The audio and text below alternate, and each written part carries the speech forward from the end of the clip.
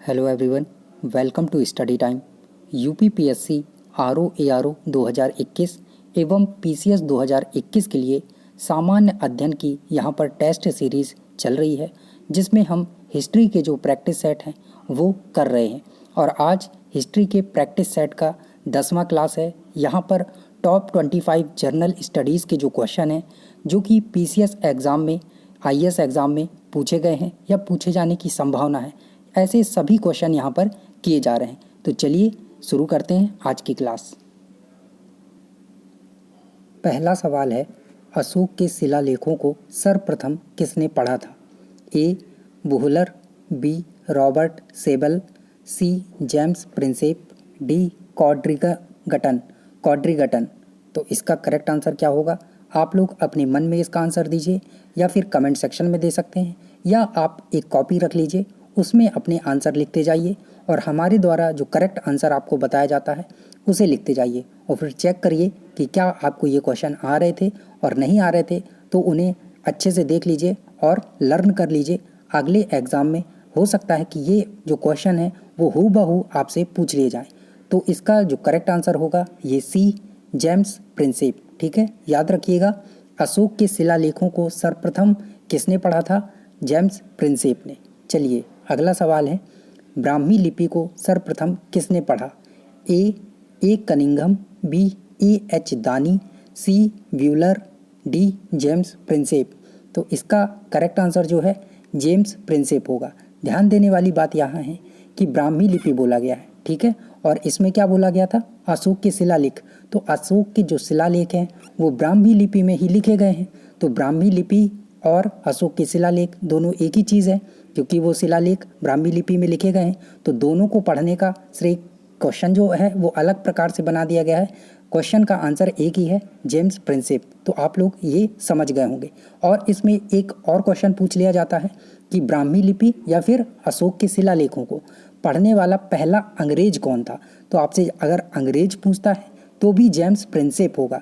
तो ऐसे क्वेश्चन घुमा के पूछ लिया जाता है, आंसर सेम ही है, ठीक है, तो याद रखिएगा। चलिए अगला सवाल है, वह स्थान जहां प्राक अशोक ब्राह्मी लिपि का पता चला है? ए. नागार्जुन कोंडा, बी. अनुराधापुर, सी. ब्रह्मगिरी, डी. मास्की। तो इसका जो करेक्ट आंसर है ये है अनुराधापुर। बी इसका करेक्ट आंसर होगा, और ये अनुराधापुर श्रीलंका में है, याद रखिएगा। चलिए अगला सवाल है, प्राचीन भारत में निम्नलिखित में से कौन सी एक लिपि दाईं ओर से बाईं ओर लिखी जाती थी? मतलब हम लोग कैसे लिखते हैं? हम लोग यहाँ से ऐसे लिखते हैं, ठीक है ना। हम लोग कहाँ से लिखते हैं? इस साइड से ऐसे ऐसे करके, ऐसे ऐसे हम लोग इस तरफ लिखते हैं, लेकिन ये इस तरफ से लिखी जाती थी, ठीक है। हम लोग इस तरफ से ऐसे लिखते हैं और ये जो लिपि है ये इस तरफ से लिखी जाती थी, दाईं ओर से बाईं ओर। तो ये कौन सी है? ए. ब्राह्मी, बी. नंदनागरी, सी. शारदा, डी. खरोष्टी। तो इसका जो करेक्ट आंसर है ये है खरोष्टी, ठीक है। चलिए अगला सवाल, अशोक का अपने शिलालेखों में सामान्यतः जिस नाम से उल्लेख हुआ है वह है, मतलब कि अशोक का नाम क्या लिखा है उसके शिलालेखों में? ए. चक्रवर्ती, बी. धर्मदेव, सी. धर्मकीर्ति, डी. प्रियदर्शी। जैसे कि आप अपने किसी प्रिय का नंबर मोबाइल में सेव करते हैं तो किसी अन्य नाम से सेव कर लेते हैं, समझ रहे होंगे आप लोग। तो आप क्या करते हैं? अन्य नाम से सेव कर लेते हैं। तो ऐसे ही अशोक ने भी जब अपने शिलालेख लिखवाए तो उसमें अपना प्रिय नाम लिखवा लिया। तो इसका करेक्ट आंसर क्या है? ए. चक्रवर्ती, बी. धर्मदेव, सी. धर्मकीर्ति, या डी. प्रियदर्शी। तो क्या नाम उल्लेख हुआ है इसके शिलालेखों में? प्रियदर्शी, याद रखिएगा, ठीक है।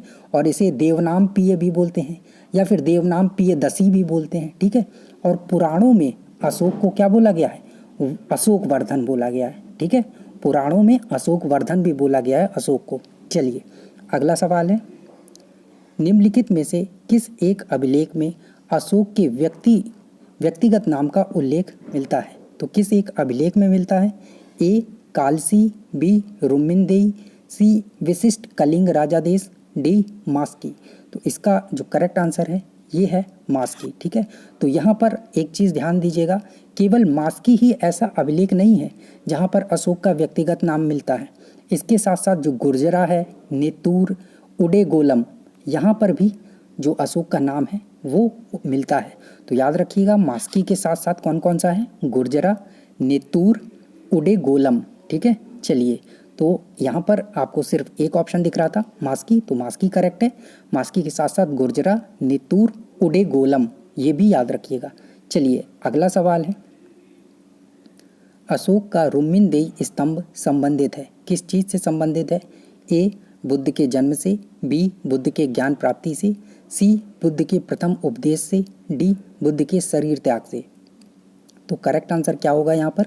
करेक्ट आंसर है बुद्ध के जन्म से।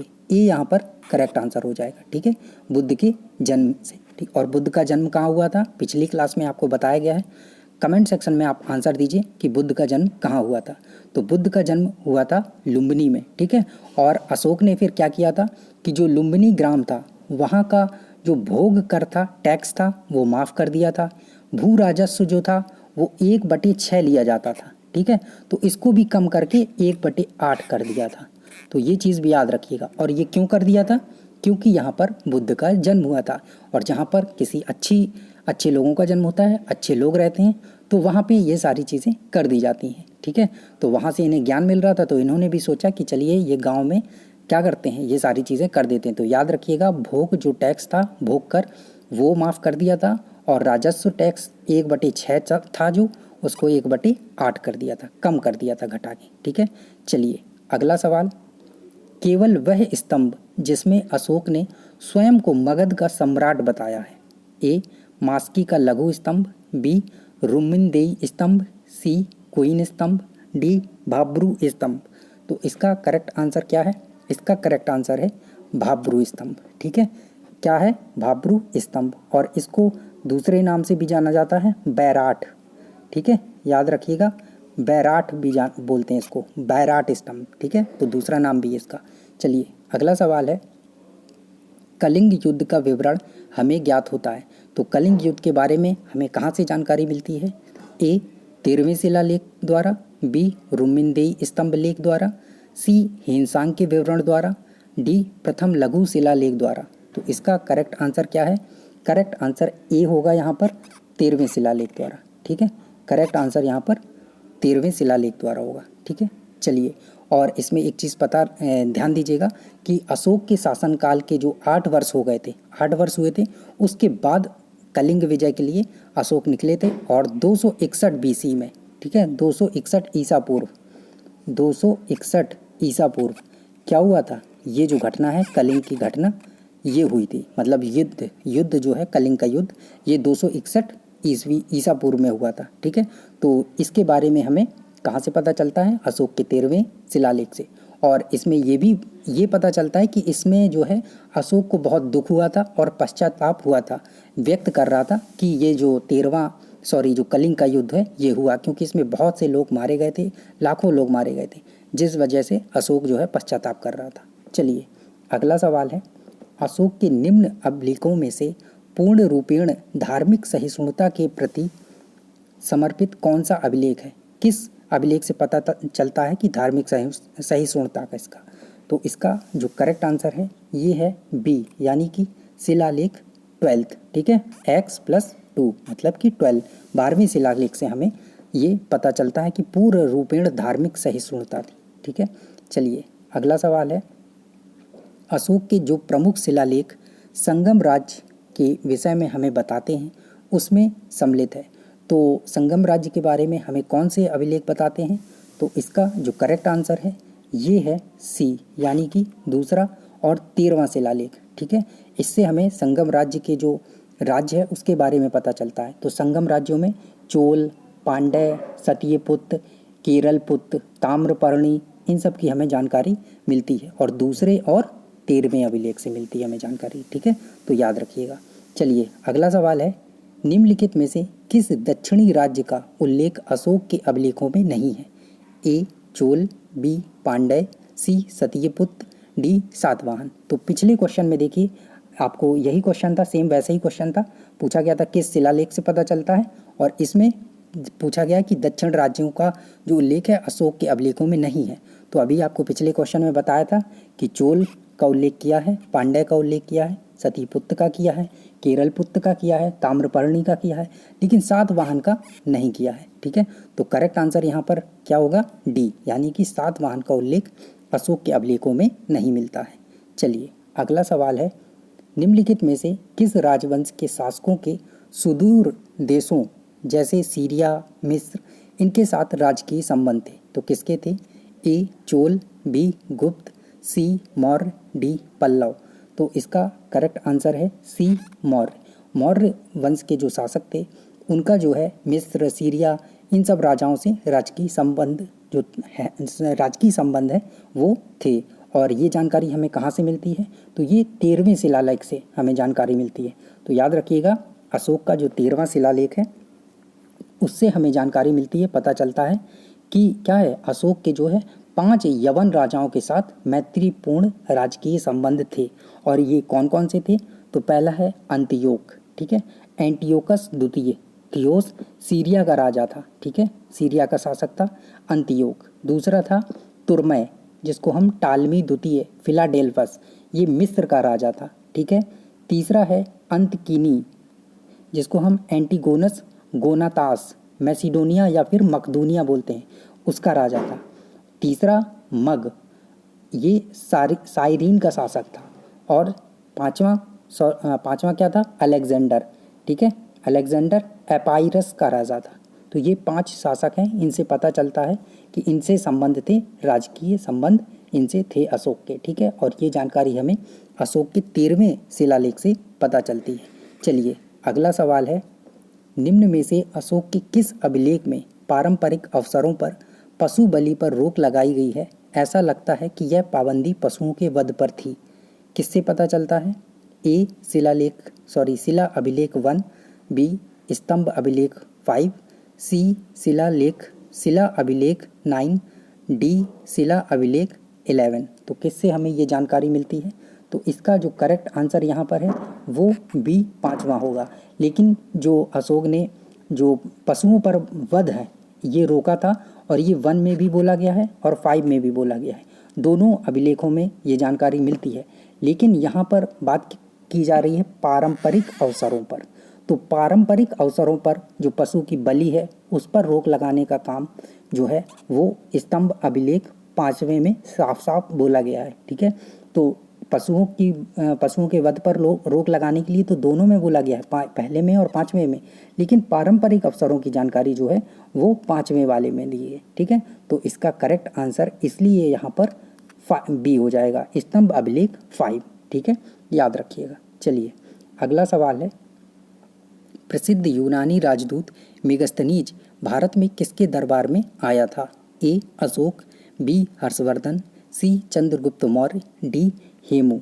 तो इसका करेक्ट आंसर क्या है? करेक्ट आंसर है चंद्रगुप्त मौर्य, यानी कि सी इसका करेक्ट आंसर होगा। और सेल्यूकस निकेटर जो था उसने अपना जो राजदूत था वो मेगस्थनीज उसको भेजा हुआ था, ठीक है, चंद्रगुप्त मौर्य के शासनकाल में, ठीक है, उसके राज्यसभा में। चलिए अगला सवाल है, मेगस्थनीज ने भारतीय समाज को कितनी श्रेणियों में विभाजित किया है? ए 4, बी 5, सी 6, डी 7। तो कितनी श्रेणियों में किया है विभाजित? डी करेक्ट आंसर होगा, यहाँ पर 7 श्रेणियों में विभाजित किया है। और ये 7 श्रेणी कौन कौन सी थी? पहला है दार्शनिक, दूसरा है कृषक, मतलब जो लोग खेती करते हैं, तीसरा पशुपालक, चौथा योद्धा, 5वां कारीगर, छठवां निरक्षक, और 7वां क्या है? मंत्री। तो इन 7 समाज में श्रेणियों में इनको विभाजित किया गया है, ठीक है। अगला देखिए, अगला क्वेश्चन है, निम्नलिखित में से किस स्रोत में उल्लिखित है कि प्राचीन भारत में दासता नहीं थी? दास प्रथा जो है वो नहीं थी। कहाँ से हमें पता चलता है? ए अर्थशास्त्र से, बी मुद्रा राक्षस से, सी मेगस्थनीज की इंडिका से, डी वायु पुराण से। तो इसकी जो जानकारी है कि भारत में उस समय पर मौर्य जब वंश चल रहा था उस समय पर दास प्रथा नहीं थी। तो ये जानकारी हमें कहाँ से मिलती है? मेगस्थनीज की इंडिका जो बुक है उससे मिलती है। और पिछले क्वेश्चन में जो पूछा गया था ये सारी चीज़ भी हमें कहाँ से पता चली है? मेगस्थनीज की जो बुक इंडिका है उससे हमें जानकारी मिली है, ठीक है। ये जो मेगस्थनीज आया था इसी ने ये मौर्य काल जब चल रहा था तो काफ़ी लंबे समय तक रुका था। यहाँ की सारी व्यवस्थाएं देखी थी कि कैसे क्या सिस्टम चल रहा है, और फिर उसको अपनी जो बुक है इंडिका, उसमें सारी चीज़ें लिखी थी।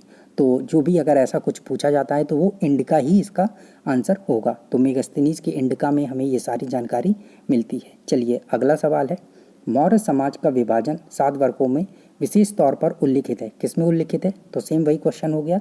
तो इसका आंसर आपको बता दिया गया है कि मेगास्थनीज की इंडिका में। ठीक है, 7 जो पिछले क्वेश्चन में था उसी का आंसर ये भी यही होगा, मेगास्थनीज की इंडिका। और इसी में मौर्य साम्राज्य के सारी चीज़ों के बारे में जानकारी मिली है, समाज के कि कैसा समाज था, क्या चलता था, दास प्रथा थी या नहीं थी, ये सारी चीज़ें। चलिए अगला सवाल है, मौर्य काल में टैक्स को छुपाने, चोरी के लिए इसमें से क्या दंड दिया जाता था? ए मृत्युदंड, बी सामानों की कुर्की या जब्ती, जैसा कि हमारे योगी जी कर लेते हैं। अगर आपने बोला कि ऑक्सीजन का सिलेंडर नहीं मिल रहा है, ये सारी चीज़ें, तो आपकी जो संपत्ति है वो जब्त की जा सकती है। तो ये सारी चीज़ें। अगला है सी कारावास, डी उपरोक्त में से कोई नहीं। तो इस समय क्या किया जाता था अगर कोई चोरी करता था टैक्स का? तो ए मृत्युदंड दिया जाता था। ठीक है, याद रखिएगा। चलिए, और इंडिका में जो पाटिलपुत्र है उसके प्रशासन के बारे में हमें पूरी जानकारी मिलती है, पिछले क्वेश्चन में बताया था, और ये चीज़ भी हमें इंडिका से ही पता चलती है। तो जो मेगास्थनीज की इंडिका बुक थी उसमें पाटिलपुत्र या फिर कहें कि मौर्य प्रशासन के बारे में हमें पता चलता है, कंप्लीट जानकारी मिलती है। और इसमें बताया गया है कि प्रशासन जो है वो 30 सदस्यों की विभिन्न समितियाँ थी, मतलब कुल 30 सदस्य थे, है ना, उनकी विभिन्न समितियाँ थी, तो उनसे मिलके ये चलता था। और समितियाँ कितनी थी? कुल 6, मतलब सदस्य कुल 30 थे, 6 समितियाँ थी, और हर समिति में 5-5 लोग थे। ठीक है, 5-5 लोग हर समिति में थे, 6 समिति थी, तो 6 5 जा 30 हो जाएगा। तो 30 लोगों की समिति थी, 6 समितियाँ बनाई गई थी, 5-5 लोगों की ये समिति थी, और इसी से संचालन होता था पूरे प्रशासन का। और जो छठी समिति थी उसका कार्य था बिक्री कर, ये सारी चीज़ें वसूलना। और उस टाइम पे बिक्री कर कितना था? तो जो भी किसी वस्तु का मूल्य होता था उसका 1/10 मतलब 10वां भाग ले लिया जाता था। ठीक है, 10वां जो भाग था तो वो ले लिया जाता था टैक्स के रूप में, और जो अगर नहीं देता था तो उसको क्या था? जान से हाथ धोना पड़ता था। तो ये चीज़ें थी। ठीक है, तो करों की चोरी, इसके बारे में हमें कहाँ से पता चलता है? इंडिका से, प्रशासन के बारे में। और ये भी क्वेश्चन पूछा गया कि कितनी समितियाँ थीं? तो 6 समिति थी, और इसमें ये भी पूछा गया कि कितने कितने लोग होते थे? तो 5-5 लोग होते थे। 5-5 लोगों की 6 समितियाँ थीं, कुल 30 सदस्यों वाली विभिन्न समितियाँ थीं। ठीक है, याद रखिएगा। चलिए अगला सवाल है, वह स्रोत जिसमें पाटलिपुत्र के प्रशासन का वर्णन उपलब्ध है? ए दिव्यावादन, बी अर्थशास्त्र, सी इंडिका, डी अशोक शिलालेख। तो इसका करेक्ट आंसर है इंडिका, यानी कि सी। चलिए अगला सवाल है, वर्तमान नगरपालिका प्रशासन का कौन सा कार्य मौर्य काल से जारी है? मतलब कि मौर्य काल से वो चीज़ अभी भी चली आ रही है।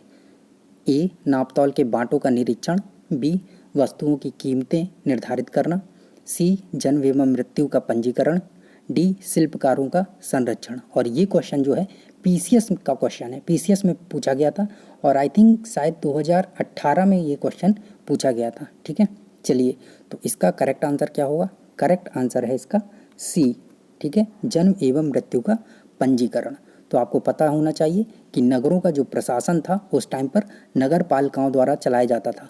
मतलब जो समितियां बनती थी, पिछले क्वेश्चन में बताया है, 30 सदस्यों वाली जो विभिन्न समितियां होती थी 6-6 करके, तो जो उन नगर पालिकाएं थी उनमें ये लोग रहते थे।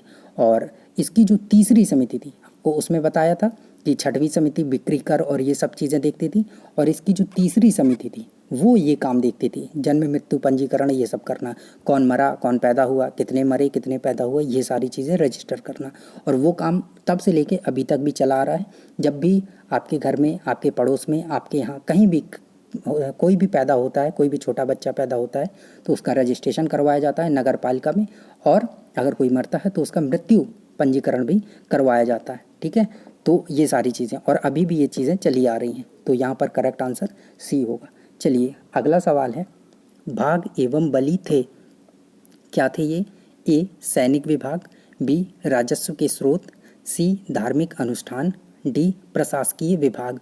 तो बलि को देख के तो लग रहा है कि यहाँ पर धार्मिक अनुष्ठान होना चाहिए, लेकिन ये आंसर क्या हो जाएगा, गलत हो जाएगा। आंसर करेक्ट होगा राजस्व के स्रोत। ठीक है, करेक्ट आंसर क्या है, राजस्व के स्रोत थे भाग एवं बलि।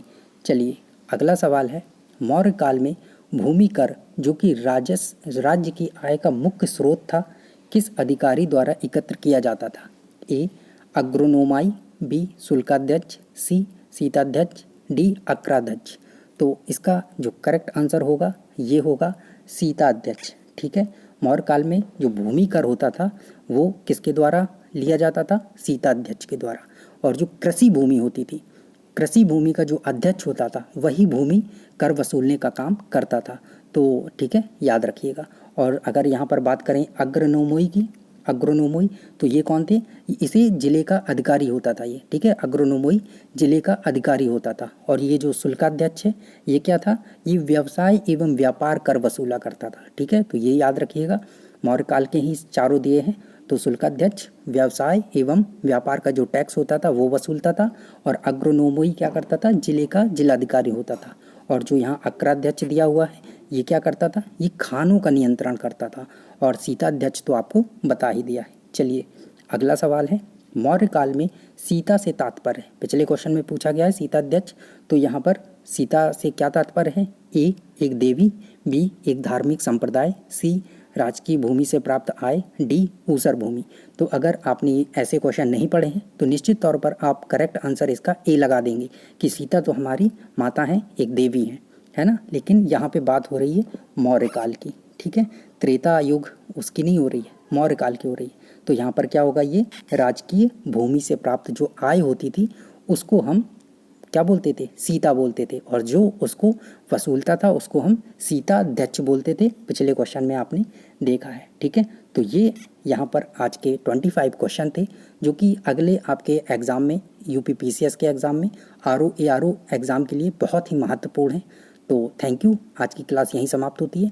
मिलते हैं कल नई क्लास के साथ। अगर आपका कोई कन्फ्यूज़न है, कोई सजेशन है तो कमेंट सेक्शन के माध्यम से आप दे सकते हैं। Thank you.